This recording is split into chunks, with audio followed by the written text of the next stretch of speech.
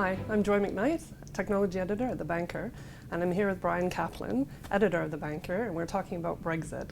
Obviously, the UK nation woke up after the referendum voting in favour of Britain leaving the EU. What is the impact on UK banking industry?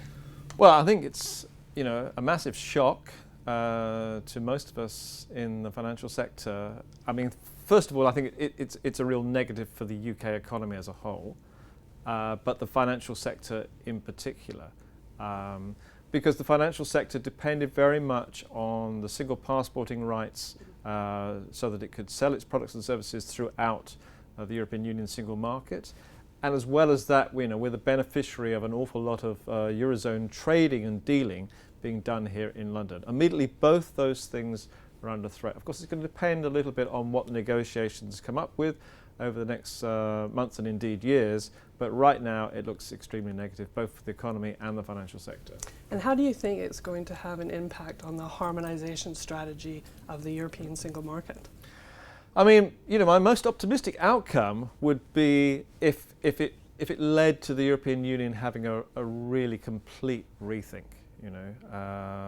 I mean, we can dismiss UK voters as sort of out of touch, left behind, or whatever. But what we're seeing in the international economy is, there's an awful lot of groups of voters with the same kind of sentiments, and they've sent a message that something's going wrong. And there are equivalents for this group in France and Germany and all the major European countries. So what will be really good, I think, is we need a kind of European Union that has more tiers to it, more levels, right? So we don't just have, the Eurozone is the ideal model and everybody needs to be going towards this federal Europe, but we actually need to have different grades of membership. And I think that affects, on the financial front, a harmonisation, these things should be pretty straightforward. You don't really need to have a European Union and all that bureaucracy in Brussels to harmonise and agree on sort of trade and services issues. We should be able to do that anyway. But what kind of impact do you think it's actually going to have on London as a global financial centre? Well, I think immediately it's negative because obviously access to the European Union, to the single market, that's an important arm of London's role as a financial centre. Again, further out, can we negotiate, can Britain negotiate an amicable deal on access to the single market? That would be very helpful. And then, the other issue is that, in the past, London and the UK has benefited sometimes from restrictive regulations elsewhere. So, the Eurobond market in the 1960s grew up because of US withholding tax legislation.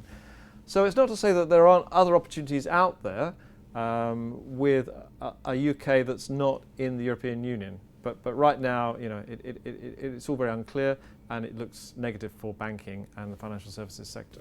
But do you think there's a big possibility that European banks that have big operations in London will actually retrench back to their home countries? Yeah, I think it's very likely. A number of the banks have said that a Brexit vote, HSBC said this, that it would involve them reallocating jobs from London into core Europe, and I think that is likely to happen. It's the only hope could be that the international business continues expanding and actually makes up for that deficit. But it is not a good outlook for UK banks or banks based in London. Well, it's very interesting. Obviously, we live in very interesting times. As we're putting the final touches on the top 1,000 world banks for the July issue, obviously it's going to be very interesting to see how Brexit will actually affect next year's banking rankings. That's right. To start off with, this year's results have not been positive for UK banks. So they saw a drop in profits, and German banks didn't do particularly well either. So there's an awful lot of pain in the financial sector across the Eurozone as it is. Further volatility, further uncertainty, cannot be good.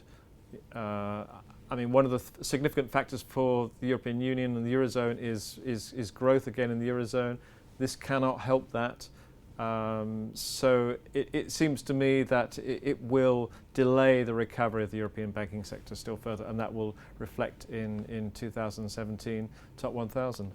Great. Thank you so much for your time, Brian. Thank you.